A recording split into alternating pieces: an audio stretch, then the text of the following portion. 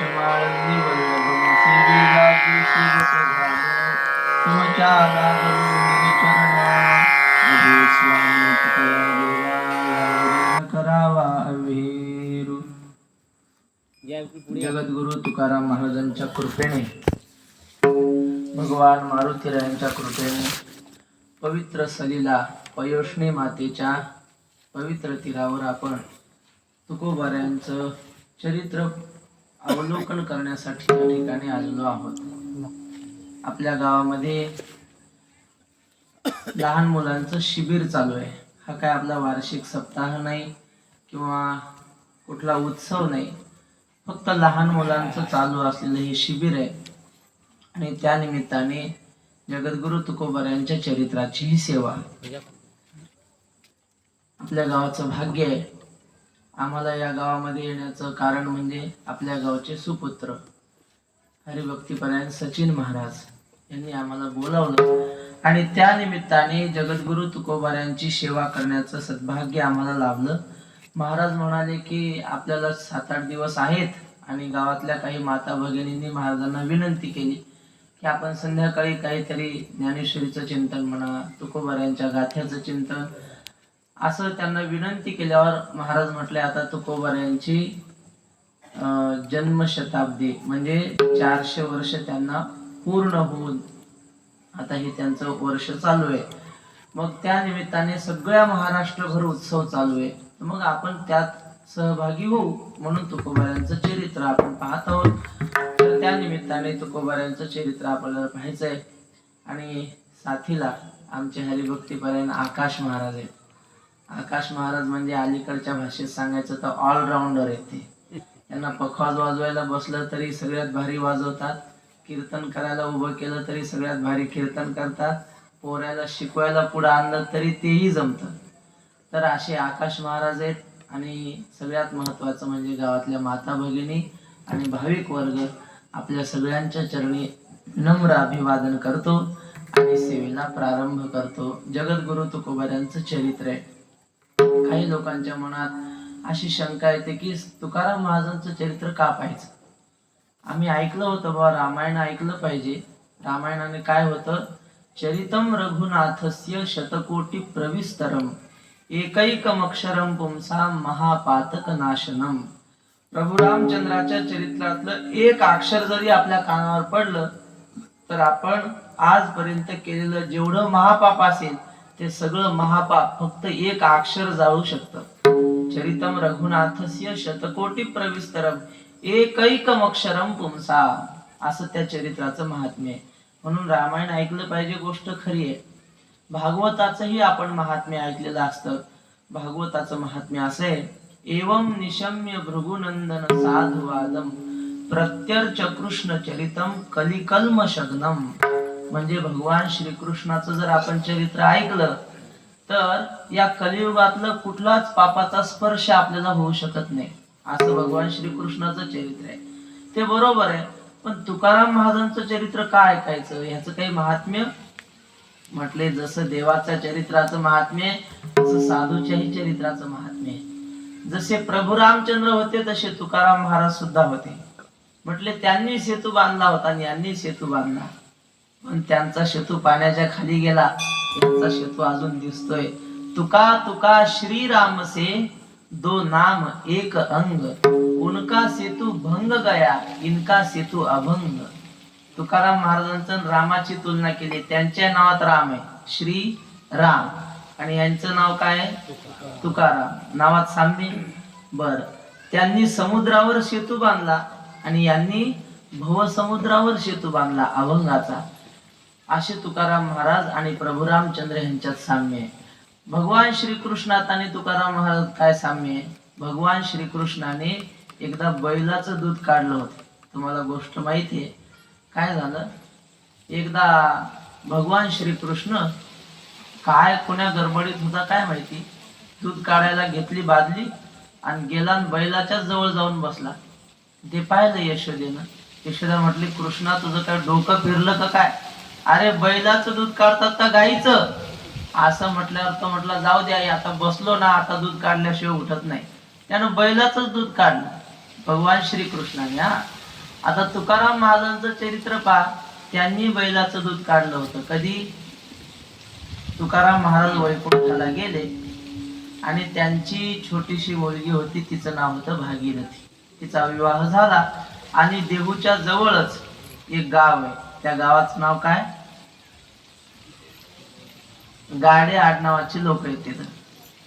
तर त्या गावाला तुकाराम महाराजांची मुलगी दिली, तिचं नाव भागीरथी. तर ती भागीरथी, तिला माहितच नाही आपल्या बाबाचं वैकुंठ गमन झालं. वैकुंठ गमन झाल्यावर 2-3 दिवसांनी तिला बातमी कळाली आणि ती देहूला आली. देहूला आल्यावर तिनं आक्रोश केला, जोपर्यंत माझे बाबा मला भेटणार नाहीत तोपर्यंत मी जेवण करणार नाही. म्हणून तिनं उपोषण सुरू केलं आणि वैकुंठाला गेल्यानंतर तुकाराम महाराज आपल्या मुलीसाठी परत आले. संताच्या लेकीचं मोठेपण याच्यात आहे. गेलेला वैकुंठाला गेलेला बाप सुद्धा तिनं परत आणला. कशामुळं? तुकाराम महाराज म्हणतात संताच्या लेकीची ही शक्ती आहे. म्हणून त्यांनी एका अभंगात लिहून ठेवलंय, लाडकी लेक मी संतांची, लाडकी लेक मी संतांची, लाडकी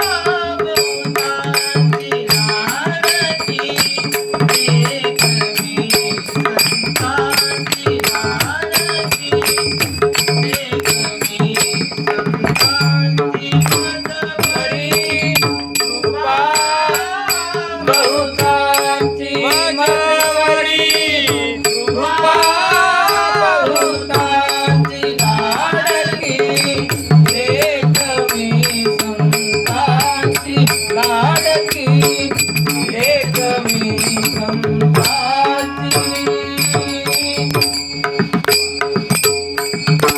लाडकी भागीरथी बाई येलवाडी नावाचं तिचं गाव होतं. त्या येलवाडीहून आली आणि तुकाराम महाराजांसाठी तिनं टाहू फोडला, बाबा गेले कोण्या गावा, भागीरथी करी धावा.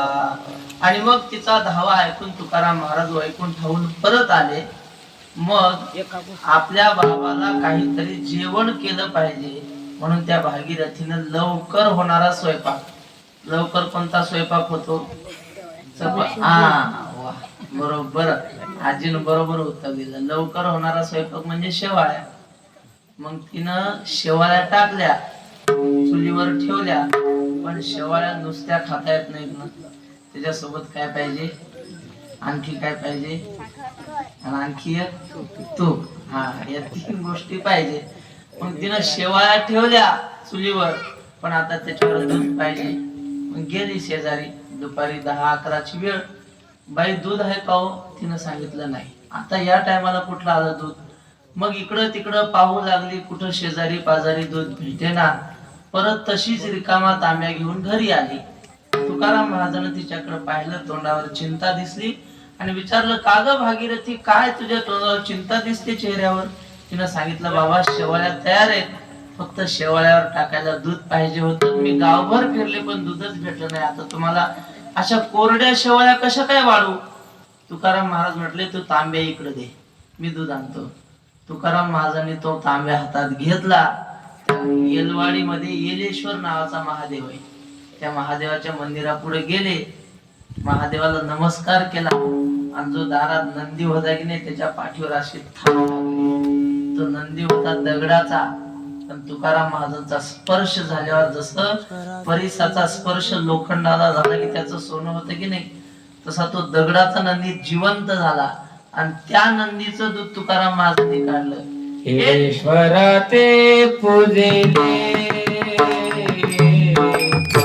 ईश्वरा ते पूजिले ईश्वरा ते पूजिले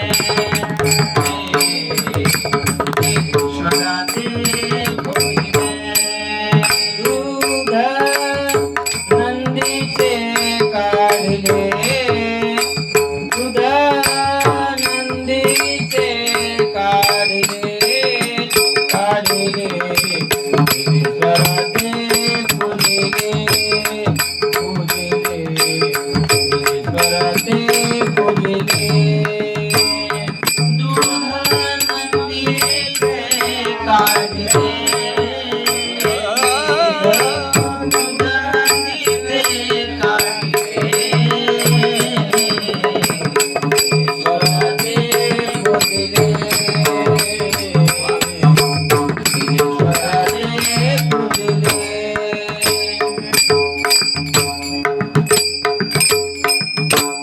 ही गोष्ट कशासाठी सांगितली? श्रीकृष्णानेही दूध काढलं बैलाचं आणि तुकाराम महाराजांनी काढलं, पण श्रीकृष्णाने जिवंत बैलाचं काढलं आणि तुकाराम महाराजांनी दगडाच्या नदीचं दूध काढलं. मग श्रीकृष्ण मोठा की तुकाराम महाराज मोठे? मग भागवताचं त्याचं चरित्र ऐकल्यावर जर फळ मिळतं तर तुकाराम महाराजांचं चरित्र ऐकल्यावर का पुण्य मिळणार नाही? तुकाराम महाराज म्हणतात चरित्र जाऊ द्या, तुम्ही नुसतं एखाद्या संताचं नाव जरी घेतलं तर त्या संतानं केलेलं सगळं पुण्य तुमच्या खात्यावर जमा होतं. किती सोपं आहे.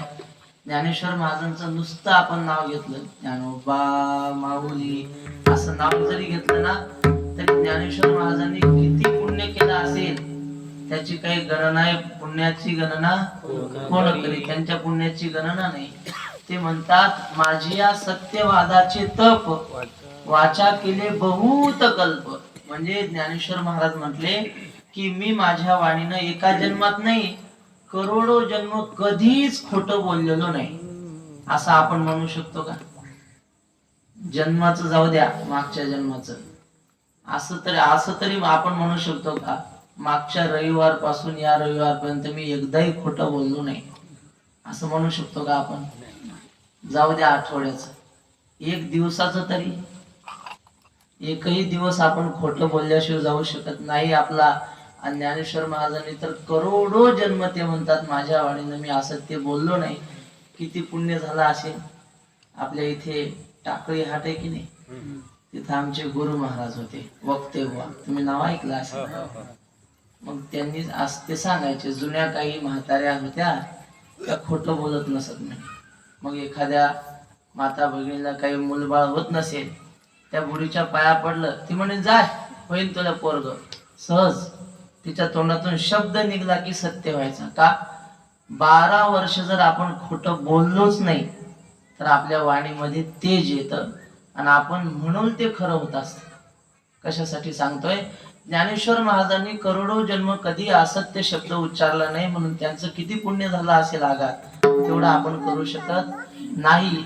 पण त्यांचं नुसतं आपण नाव घेतलं की त्यांनी केलेलं सगळं पुण्य आपल्याला येतं. तुकाराम महाराजांचं नुसतं आपण नाव घेतलं तर त्यांनी कमावलेलं सगळं पुण्य त्यांचं कमी न होता आपल्याला प्राप्त होतं. तुकाराम महाराजांनी लिहून ठेवलंय, पुण्यवंत भावे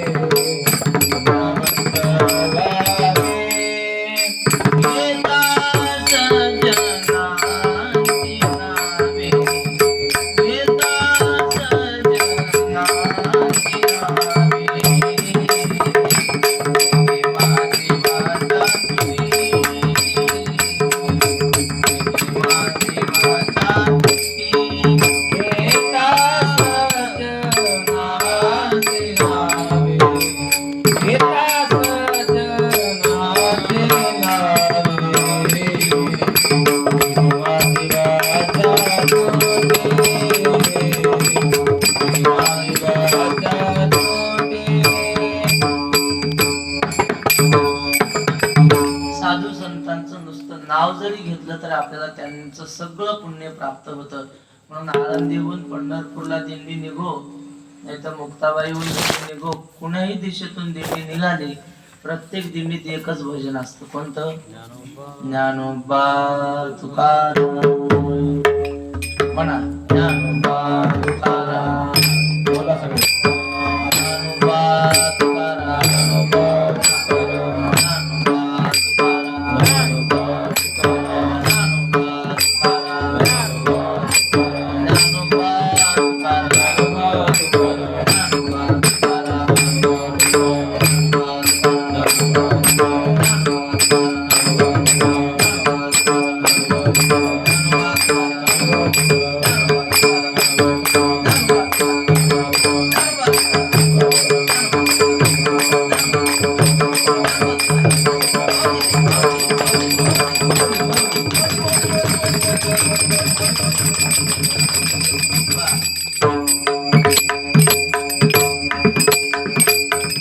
सगळ्या दिंड्यात या दोनच संतांचं नाव घेतात.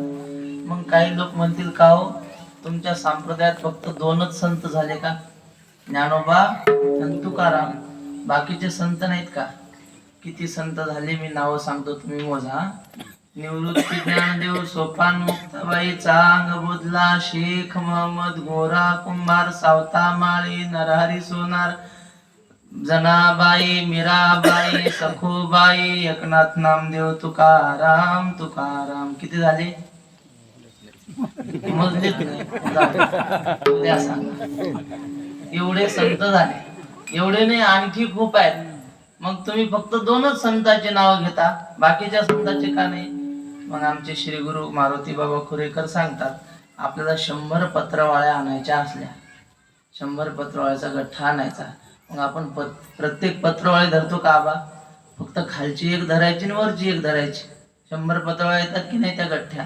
तसं खालची पत्रवाळी म्हणजे पाया. ज्ञानदेवी रचिला पाया आणि तुका झाला से कळस. पायाचं कळसाचं नाव घेतलं की मग सगळेच आले. मग त्यात गजानन महाराज आले, गुलाबराव महाराज आले, तुकडोजी बुवा आले, सगळेच आले. दोघांचं नाव घ्यायचं, ज्ञानोबा तुकाराम. तसं संतांचं नुसतं नाव जरी घेतलं तरी आपल्याला पुण्य मिळतं. मग त्यांचं चरित्र ऐकल्यावर का आपल्याला पुण्य मिळणार नाही? चरित्र ऐकल्याने काय होतं? त्यांचं स्मरण आपल्याला होतं. ज्ञानेश्वर महाराज म्हटले, चुकून जरी तुम्ही संतांचं स्मरण केलं, स्मरण म्हणजे आठवण, तर काय होतं? विपाये आठवला चित्ता, तरी दे आपुली योग्यता, हे असो तया ते प्रशंसिता लाभ आधी. चुकून जरी आपण ज्ञानेश्वर महाराजांची, तुकाराम महाराजांची आठवण केली तर ते जसे होते तसं आपल्याला ते बनवतात. म्हणून त्यांचं स्मरण या रूपाने आपल्याला होतं. आबांच्या मुखातून, म्हणजे वक्ते आबांच्या मुखातून गोष्ट ऐकली होती. एक कोणीतरी माणूस, त्याला प्यायचा नाद होता. खूप उपाय केले, दवाखाने केले, कुठल्या वैद्याकडे गेला, मांत्रिकाकडे गेला, गावातल्या लोकांनी समजावलं पण काही सुटत नव्हती. मग काय करा? गावात एक होते गुढे बाबांचं कीर्तन होतं सप्त्यात. त्याला कीर्तन खूप आवडलं आणि कीर्तन झाल्यावर तो गेला, बाबाजीच्या पाया पडला, म्हणला महाराज काय करावं? लय उपाय केले पण सुटत नाही म्हणे, काय करू? महाराजांनी सांगितलं, कोणी सोडायला सांगितलं तर सोडायचे नसते म्हणे, पेत जाय रोज, पेत जाय. ते म्हटले, व पहिला महाराज पाहिला मी असा म्हणणारा. ते म्हटले, पेत जाय, पण आधी प्यायच्या आधी माझी आठवण करायची आणि मग प्यायची.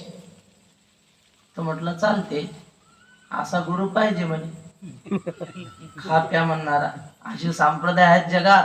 काही खा काही प्या, फक्त दरवर्षी आमच्या आश्रमाची 10,000ची पावती पाडा, तुम्हाला देव भेटेल म्हणतात. असे संप्रदाय लुच्च्या लोकांचे आले. आता जाऊ द्या.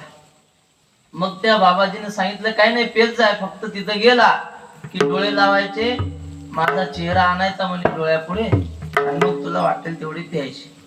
गेला दारूच्या गुत्त्यावर, हातामध्ये प्याला घेतला आणि डोळे लावले आणि त्या बुवाजीचा चेहरा आठवला.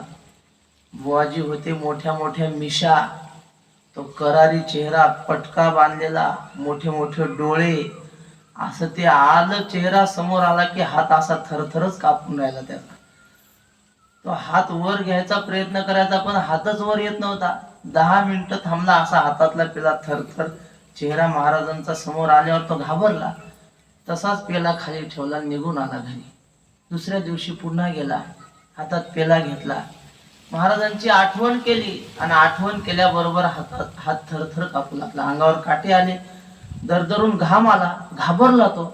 अरे महाराजजीचा आठवण करून कस काय आपण प्यायची, ठेवून दिली. असं करता करता एक आठवडा झाला आणि नंतर त्याच्या लक्षात आलं, आता आपली बिना औषधाची सुटली, आता आपण पिऊ शकत नाही.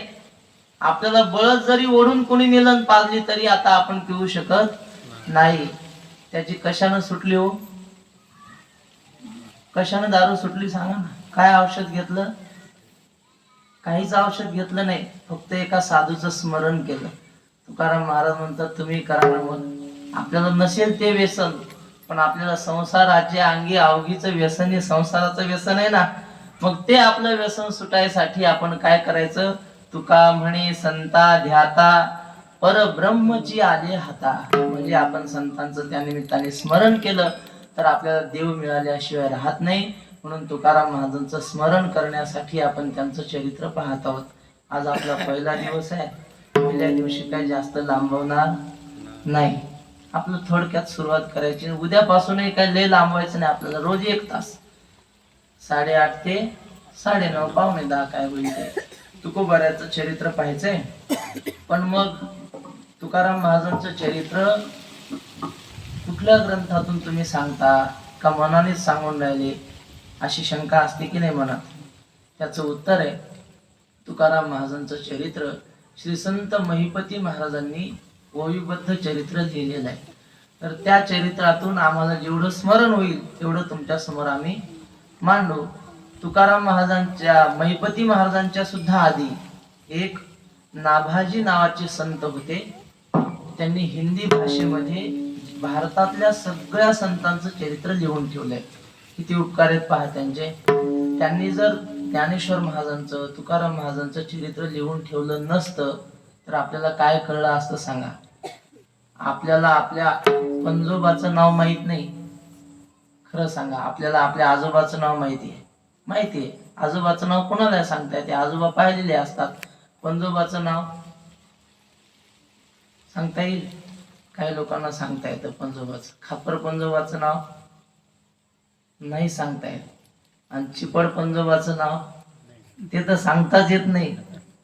आपल्या रक्ताच्या नात्याचं आपल्याला नाव सांगता येत नाही. आणि 400-450 वर्ष झाले तुकाराम महाराजांना वैकुंठाला जाऊन. त्यांचं नाव आपण घेतो, त्यांचं नाव आपल्याला माहिती आहे. का बरं त्यांचं नाव माहिती आहे? याचं कारण आपल्या महाराष्ट्रातल्या पूर्वजांनी, लेखकांनी त्यांचं चरित्र लिहून ठेवलंय म्हणून आपल्याला कळतं. नाही तर आपण काय सांगितलं असतं. तेव्हा नाभाजी नावाचे जे संत होते त्यांनी हिंदीत भारतातल्या सगळ्या संतांचं चरित्र लिहून ठेवलंय. आणि त्या हिंदी दोह्याचं भाषांतर श्री संत महिपती महाराजांनी मराठी ओव्यांमध्ये केले. आणि त्या ओव्यांमध्ये जे काही चरित्र लिहिलेलं आहे ते आपण उद्या पाहणार आहोत. ते अग्रजी म्हणजे कोण, ते नाभाजी संत कोण, त्यांचं चरित्र आहे. पण तेवढं काय आपल्याला पाहायला वेळ नाही. थोडक्यात सांगतो. तुकाराम महाराजांसारखा महापुरुष एखाद्या घरामध्ये जन्म घेण्यासाठी ते घर फार पवित्र असलं पाहिजे. कुणाच्याही घरी संत जन्म घेत नसतात. ते कुळ कसं पाहिजे? पवित्र ते कुळ पावन तो देश, जेथे हरी ते दास जन्म घेते. जेथे हरी ते दास जन्म घेते. जेथे हरी दास जन्म घेते. पवित्र ते कुळ पावन तो देश, जेथे हरी ते दास जन्म घेते. जेथे हरी ते दास घेते. हरी ते दास जन्म घेते. तुकाराम महाराज म्हणतात, संत ज्या कुळामध्ये जन्म घेतात ते कुळ आधी पवित्र असलं पाहिजे. शुद्ध बीजापोटी फळे रसाळ गोमटी. एका माणसानं बाभळीचं झाड लावलं आणि वर्षांनी पाहायला गेला त्याला आंबे लागले का. बाभळीचं झाड लावल्यावर आंबे कसे काय येतील. बीज बोये बबूल का तो आम कहा से पाय. जसं आपण पेरतो तेच उगवत असतं, दुसरं उगवत नाही. संत जन्म घेण्यासाठी त्याचे आई वडील दोघही पवित्र असले पाहिजे, त्याचं कुळ पवित्र असलं पाहिजे. तुकाराम महाराजांचं कुळ कसं होतं अगदी 5-10 मिनिटात आपल्याला कुळाचं चरित्र सांगतो आणि मग उद्यापासून तुकाराम महाराजांचं चरित्र पाहू. तुकाराम महाराजांच्या कुळामध्ये 8वे पूर्वज, त्यांचं नाव विश्वंभर बाबा. तुकाराम महाराजांच्या घरी पूर्वीपासून पंढरीची वारी चालू होती. आपण रोज अभंग म्हणतो आम्ही शिबिरातला अंग.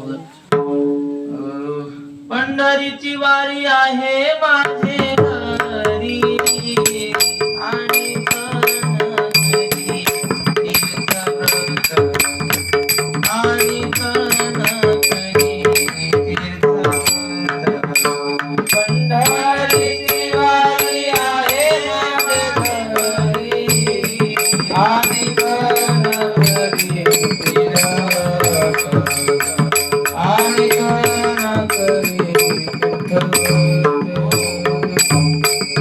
तुकाराम महाराज म्हणतात आमच्या घरी पूर्वीपासून पंढरीची वारी चालू आहे.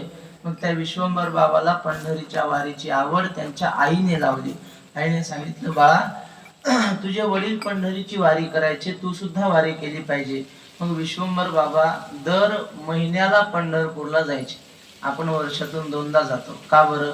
कारण आपल्याला पंढरपूर जवळ नाही. देहूवरून पंढरपूरला जर आपण वेगानं चालत गेलो तर 5 दिवसात पंढरपूरला जाता येतं, पण आपल्या एकूण 2 महिने लागतात. बरोबर की नाही? आता 1.5 महिना तर लागतोच. मग एवढ्या लांबून आपण दर महिन्याला पायी जाऊ शकत नाही. मग आपल्यासाठी काय लिहिलंय तुकाराम महाराज म्हणतात विदर्भातल्या लोकांनी दर महिन्याला जायचं नाही. मग कसं? वर्षातून 2दा, आषाढीला कार्तिकीला. बस सुखे करावा संसार न सांडावे दोन्ही वार. 2 वाऱ्या सोडायच्या नाही. मग तुकाराम महाराजांचे पूर्वज विश्वंभर बाबा दर महिन्याला जायचे. अशी त्यांची वारी सुरू झाली आणि नंतर विश्वंभर बाबा थकले, हातपाय चालेनात. मग एके दिवशी रात्री झोपले आणि झोपल्यावर त्यांच्या स्वप्नामध्ये देव आला आणि त्याने सांगितलं विश्वंभरा आता तू पंढरपूरला यायचं नाही, मीच तुझ्या गावाला येतो. आणि मग आशे देव बोलले आणि त्यांचं शेत होतं नदीच्या पलीकडून आमराई. त्या आमराई देव गेले असं एवढं स्वप्नामध्ये त्यांना दिसलं. आणि जाग आली. जाग आल्यानंतर त्यांनी त्यांचे काही वारकरी मित्र होते त्यांना सांगितलं व रात्री मला असं स्वप्न पडलं. देव म्हटले की मी तुमच्या गावाला आलो असं म्हटले ना आमराईकडे देव जाताना मी पाहिले. मग ते म्हटले चला पाहू आपण. मग 2-4 टाळकरी घेतले, उपवास घेतला आणि भजन करत त्या आमराईपर्यंत गेले. आमराईत गेल्यावर एवढा सुगंध सुटला. देव जवळ आल्याची खूण असते. आपला परमार्थ योग्य चालू आहे की नाही कशावरून ओळखायचं? कधी कधी आपल्या जवळ फुलाचं झाड नाही, कोणी अत्तर घेऊन आलेलं नाही, उदबत्ती लावलेली नाही, काहीच नाही, आणि अचानक जर आपल्याला सुगंध आला तर समजायचं आपल्या आसपास देव आलेला आहे, म्हणजे आपला परमार्थ योग्य चालू आहे. हे परमार्थाचं लक्षण असतं. तेव्हा त्या वारकऱ्यांनी पाहिलं आमराईत असा सुगंध सुटलेला आहे आणि मग कुठे देव दिसतो का म्हणून इकडं तिकडं पाहायला लागले तर एका आंब्याच्या झाडाखाली बुक्का आणि तुळशी पडलेली दिसली. मग विश्वंभर बाबा म्हटले इथं उकरा, इथं कदाचित देव असेल. मग आपल्या हाताने सगळे उकरू लागले जमीन. जशी जशी जमीन उकरू लागली तशी तशी तुळस आणि बुक्का पुन्हा पुन्हा त्या जमिनीतून निघू लागला. आणि खाली उकरल्यानंतर त्या जमिनीमध्ये पांडुरंगाची मूर्ती आणि रुक्माईची मूर्ती, 2 मूर्त्या त्यांना तिथं सापडल्या. मग तिथून डोक्यावर घेऊन भजन करीत नाचत गाजत तुकाराम महाराजांचे पूर्वज विश्वंभर बाबांनी त्यांना देहूमध्ये आणलं आणि त्या मूर्तीची प्राण प्रतिष्ठा केली. ती जी मूर्ती आहे ती आता देहूमध्ये मंदिरात ठेवलेली जी मूर्ती तीच पांडुरंगाची मूर्ती विश्वंभर बाबासाठी देहूला आलेली. आणि मग विश्वंभर बाबांनी काही दिवस त्या देवाची सेवा केली. नंतर विश्वंभर बाबा वैकुंठवासी झाले. त्यांची पत्नी, तिचं नाव होतं आमाबाई. विश्वंभर बाबाला 2 मुलं, एक थोडं भजन करा मग सांगतो हा. विठ्ठल विठ्ठल विठ्ठल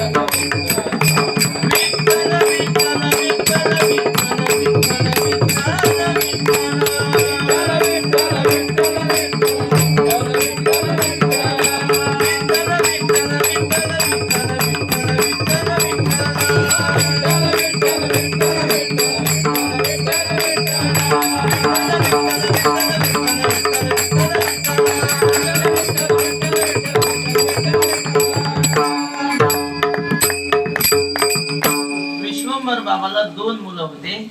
त्यांचं नाव होतं हरी आणि मुकुंदा. हरी आणि मुकुंदा दोघही मुलं. त्यांना वाटलं आपण सैन्यामध्ये सामील झालं पाहिजे, लढाई केली पाहिजे, कारण क्षत्रियाचा घराणा होता. त्यांच्या आईचं नाव म्हणजे विश्वंभर बाबाच्या पत्नीचं नाव होतं आमाबाई. तिला ते दोघही मुलं म्हटले, आई आम्हाला वाटतं आम्ही राजाच्या दरबारात जावं, लढाई शिकावी, युद्ध करावं असं आम्हाला वाटतं. आमाईनं सांगितलं, बाळांनो आपल्या घरी पांडुरंगाचं मंदिर आहे, तुम्ही जर राजाच्या दरबारी गेला तर इथं पांडुरंगाची सेवा कोण करील. तिनं विनंती केली पण पोरांनी काय ऐकलं नाही. पोरं निघून गेले. आमाबाई रोज पांडुरंगाची पूजा करायची. प्रत्येक घरामध्ये देवघर असतं आणि घरातल्या देवघराची पूजा कोणी केली पाहिजे, घरातल्या पुरुषाने केली पाहिजे का महिलेनं केली पाहिजे. हा, बायांनीच. स्वयंपाक बायांनीच करायचा, घर स्वच्छ बायांनीच करायचं, भांडे बायांनीच घासायचे, लेकरं बायांनीच सांभाळायचे. आणि यांनी काय करायचं, गावभर फिरायचं नुसतं. घरातली देवाची पूजा पुरुषांनी केली पाहिजे असं शास्त्र आहे. आणि आता कोण करतात घरात, सगळ्या माता भगिनीच करतात. कारण पुरुषांना खूप कामं असतात, सगळ्या गावाचं धुणं धुवावं लागतं ना.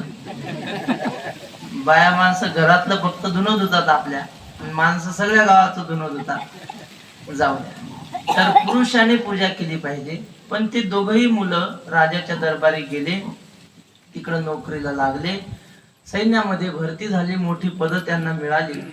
आणि आमाबाई थकली होती तरी पण देवाची सेवा ती करत होती.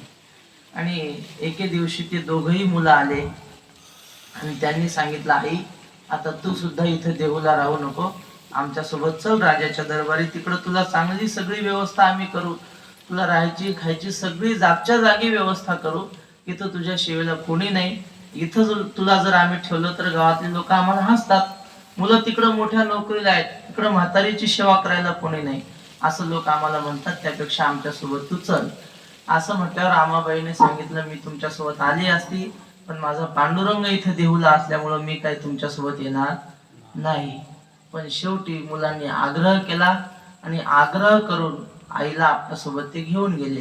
त्या दोन मुलांच्या दोन पत्न्या, आपली आई, असे 5 जण तिथे निघून गेले. आणि देहूमध्ये पांडुरंगाची सेवा बंद पडली. बंद पडल्यानंतर तिथं आमाबाईच्या स्वप्नात देव गेला आणि आमाबाईला सांगितलं, हे बघ आमाबाई, मी तुझ्या नवऱ्याची सेवा पाहून इथं देऊला आलोय. त्याला वारी घडत नव्हती, त्याचे हातपाय थकले होते म्हणून मी देऊला आलोय. तुझ्या पतीनं मला भक्तीने इथं बोलवलेलं आहे, मी काही मनानं आलेलो नाही. आणि माझी सेवा जर तुला घडत नसेल तर बघ बरं, फार वाईट घटना घडेल. आमाबाई जागी झाली. आपल्या मुलांना पहाटे तिनं सांगितलं की अरे माझ्या स्वप्नात देव आला आणि देवाने सांगितलं की देऊला येऊन माझी सेवा चालू कर, नाही तर वाईट घटना घडेल. पोरं म्हटले, म्हाताऱ्या माणसाची साठी बुद्धी नाटी होत असते, काही स्वप्न पडतात म्हणे, स्वप्न काय खरे असतात. काही नाही, दिवसभर आमची आई देवाचं ध्यान करत राहते म्हणून स्वप्नात देव दिसला, काही खरं नसते, जाय म्हणे. काय ऐकलं नाही. देवाचे संकेत असतात. आपल्याच भागात घडलेलं उदाहरण आपण श्री संत सखाराम महाराजांची आरती म्हणतो की नाही, त्यांच्या जीवनात घडलेलं. नाही, सखाराम बाबा नाही, श्रीराम महाराज. श्रीराम महाराजांची मूर्ती आहे की नाही आतमध्ये, तर ते श्रीराम महाराज त्यांच्यासोबत हे एक बोराळा कुठेतरी गाव आहे आपल्या इथे, मला माहित नाही बोराळा कुठे, शेगावच्या आसपास कुठेतरी आहे, इकडे आहे काय. त्या बोराळ्याचे साधुभाव होते, वक्ते आबाचे जावाई, आम्ही त्यांना बोराळ्याचे साधुभाव म्हणू, आहेत ते अजून. तर ते म्हणले श्रीराम महाराजांच्या सोबत मी एकदा कीर्तनाला चाललो होतो. जुन्या काळात म्हणजे 4 चाकी गाड्या नव्हत्या, एसटीनं जायचं.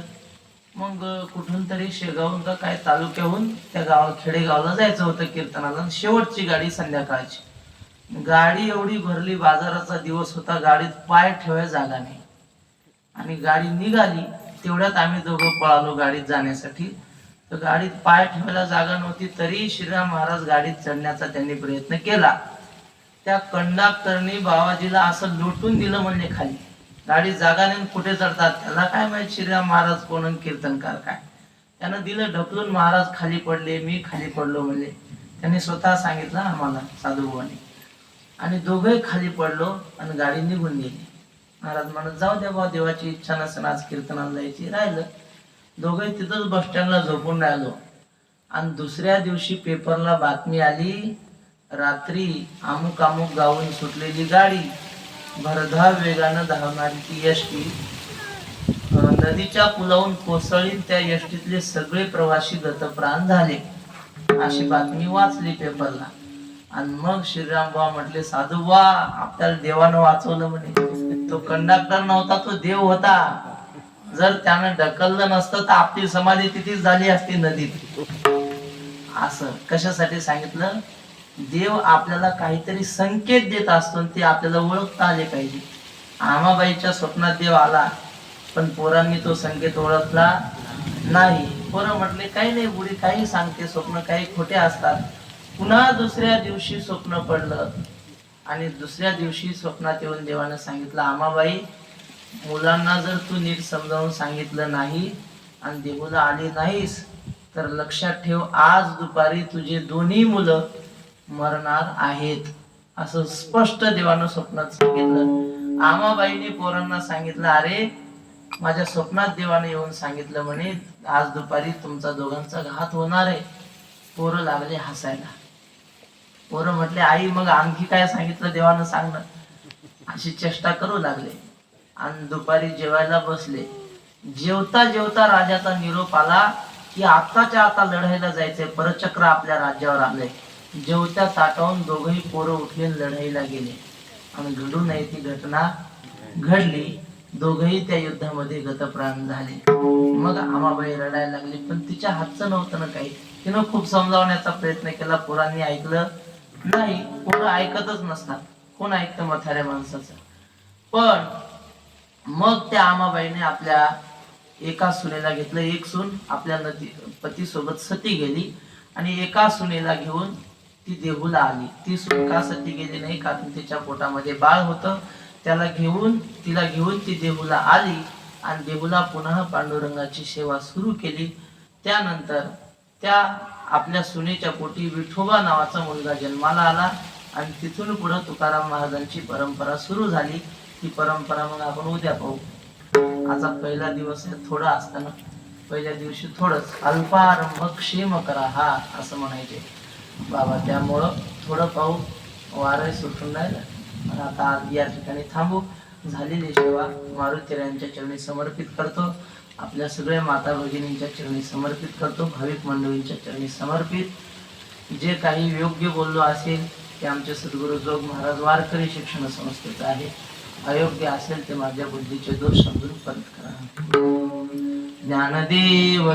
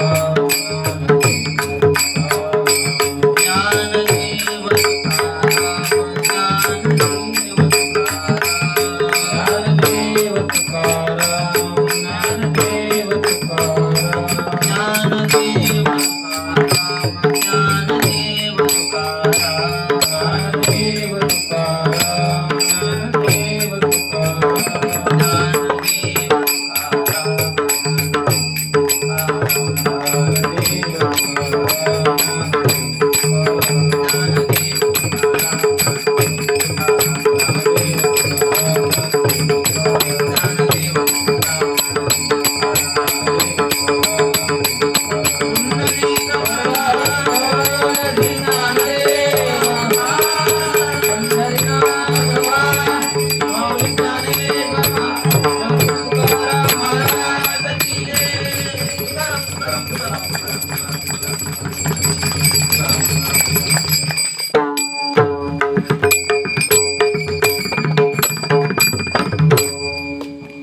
आपण ज्यांच्या मुखामधून जगद्गुरु तुकोबांचं जीवनचरित्र पाहिलं, असे पूजनीय माऊली. माऊलींची तुम्हाला आणखी ओळख नाही आहे. आपल्या गावाचं खरोखर काहीतरी भाग्य पुण्य असेल म्हणून या ठिकाणी माऊलींसारखे महात्मे या गावामध्ये आले आणि त्यांच्या मुखामधून आपल्याला तुकोबारांचं चरित्र श्रवण करण्याचं सौभाग्य प्राप्त झालं. सर्वांना विनंती आहे, सर्वांनी उद्या फक्त आपण यायचं नाही आहे, येताना सोबत आपण आपल्या एक एक दोन दोन मैत्रिणींना आणायचं आहे. बऱ्याच लोकांना माहिती नसेल, सर्वांनी एक एक दोघं जण सोबत घेऊन यायचं आहे. शेजारी असेल, कोणी ओळखीचे असतील त्यांना घेऊन या. खर तर जीवनामध्ये साधूच येत नाहीत. पहिले तुम्हाला खरं सांगतो, लबाड महाराज लोक, लबाड माणसं माणसाच्या जीवनामध्ये लवकर भेटतात, परंतु साधू माणसाच्या जीवनामध्ये येत नाही. माऊली जरी तुम्हाला आपल्याला आता तुम्हाला डोळ्यानं दिसत असले, परंतु माऊली आपल्या गावात यावे याच्याकरता मी 3-4 वर्षापासून त्यांच्या मागे आहे. तुम्हाला जरी वाटत असलं की यावर्षी शिबिर घेतलं, महाराजांनी कोणाला तरी बोलवून आणलं आणि शिबिर चालू झालं, तसं काही नाही आहे. या शिबिराकरता 4-5 वर्षापासून मला प्रयत्न करावे लागले. तेव्हा कुठं माऊलीसारखे महात्मे, आमचे आकाश महाराजसारखे लोक या ठिकाणी आले. म्हणून सगळ्यांना विनंती आहे, आपल्या मुलांना तर सकाळी शिबिरामध्ये पाठवाच आणि त्याबरोबर आपणही सर्वांनी जगद्गुरू तुकोबारायांचं चरित्र श्रवण करण्याकरता सर्वांनी या. कोणाच्याही मुखामधून म्हणजे देवाचं चरित्र म्हणा, संतांचं चरित्र म्हणा, कोणाच्याही मुखामधून श्रवण केल्याने माणसाच्या जीवनामध्ये बदल होत नसतो. तो एखाद्याच्या महात्म्याच्या मुखामधून जर आपण त्यांचे श्रवण शब्द केले तरच माणसाच्या जीवनामध्ये बदल होतो. आणि अशा महात्म्यांचं श्रवण करण्याचं भाग्य आपल्याला लाभलेलं आहे.